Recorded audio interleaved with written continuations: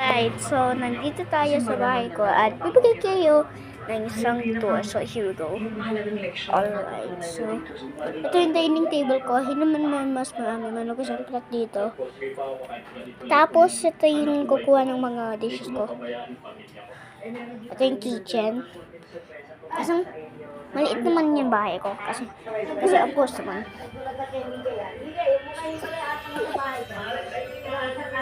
Ito yung, bago lang ito. Okay, bago lang ito. Para may dagdag na kabuhayan sa kanilang lugar ang mag-ina ni Tatay Ferdy. So this is my bedroom. May isang bunk bed dito. Tsaka pong mga polo ko para bukas. Ito yung mga dishes ko. Ito ko. Okay, ito yung parents bedroom. Pas mga parents ko.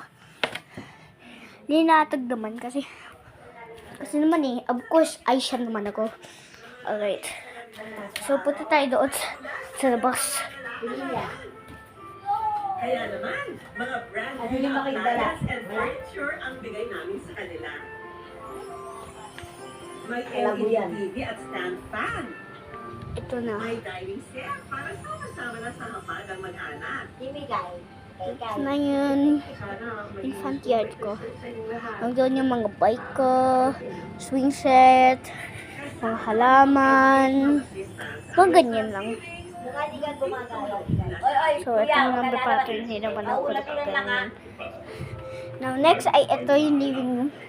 Ito yung couch. Ginagamit niya kasi lagi niya. Ito yung ginagamitin ko para mag-fort. Ito yung mga ganyan. Hanggang hindi tayo Ito yun. Ito yung mga plants ko. Di ba nakita? Di ba nagtabi? sa ibang mga Ito. Ito yun ulit. Kung hindi mo makikita. Ito yung fridge ko. Mag-subscribe na rin Fan.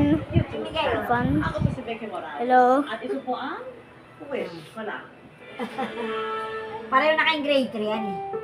Nagko-content lang ako. Grade 3 ka na. So here, we're already done with my house soap. Bye-bye, guys. Malaki So, ito yung fridge ko.